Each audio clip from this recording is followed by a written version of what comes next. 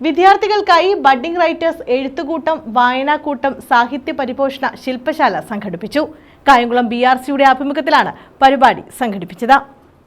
നിങ്ങളുടെ സജീവതയാണ് ശില്പശാലയെ മികവുറ്റതാക്കുന്നതും ഈ ശില്പശാലയ്ക്ക് ഒരു അർത്ഥം നൽകുന്നതും. അപ്പോൾ നിങ്ങൾ ഒരു സങ്കോചവും വേണ്ട. സമഗ്ര ശിക്ഷ കേരളം കായംകുളം BRCയുടെ ആഭിമുഖ്യത്തിലാണ് സ്കൂൾ വിദ്യാർത്ഥികൾക്കായി ബഡ്ഡിംഗ് റൈറ്റേഴ്സ് എഴുത്തുകൂട്ടം, വായനാക്കൂട്ടം, ശില്പശാല സംഘടിപ്പിച്ചത്.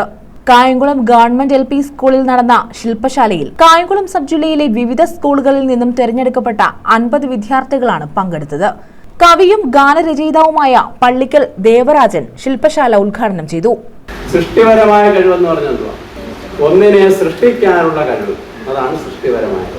അതെന്തോ ആയിക്കോട്ടെ, ആ കഴിവുണ്ടോ, എന്താ സൃഷ്ടിക്കുന്നു എന്നല്ല ചോദിച്ചു, സൃഷ്ടിപരമായ കഴിവുണ്ടോ എന്നാണ്.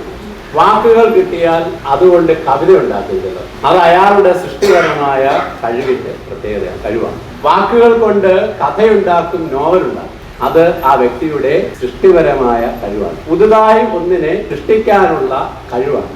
LP സ്കൂൾ പ്രഥമാധ്യാപിക ഷീല MP അധ്യക്ഷത വഹിച്ചു. ഉറക്കമൊളിച്ച് വായിക്കുന്ന കൂട്ടത്തിലാണ് ഞാനും. അതുപോലെ എൻ്റെ മക്കളും, മുന്നിലിരിക്കുന്ന എല്ലാ മക്കളും വായിക്കുക പറയാനുള്ളതാണ്.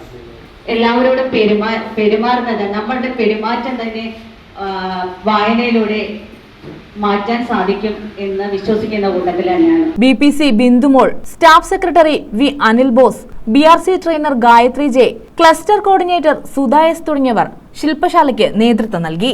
നല്ല കാര്യങ്ങളാണോ നമ്മൾ ദിവസം കേൾക്കുന്നത്? നമ്മൾ ഒരിക്കലും ചിന്തിക്കാൻ പറ്റാത്ത കാര്യങ്ങളാണ് നമ്മൾ കേട്ടുകൊണ്ടിരിക്കുന്നത്. അങ്ങനെയുള്ള മോശം വശങ്ങളിലോട്ട് പോകാതെ നമ്മളുടെ ചോയ്സിനെ കൃത്യമായിട്ട് നിർണയിച്ച് ഏത് വായിക്കണം, ഏത് വായിക്കേണ്ട, ഏത് കാണണ്ട എന്നൊക്കെ തീരുമാനിച്ചു പോകേണ്ടത് നിങ്ങളാണ്. ഞങ്ങൾക്ക് പറഞ്ഞു തരാൻ മാത്രമേ കഴിയുകയുള്ളൂ. നേരായ വഴി തിരഞ്ഞെടുക്കുവാൻ എല്ലാ കുഞ്ഞുങ്ങൾക്കും സാധിക്കട്ടെ. ഇവിടെ നിങ്ങളുടെ കഴിവുകൾ പരിപോഷിപ്പിക്കുവാനാണ് എത്തിയിരിക്കുന്നത്.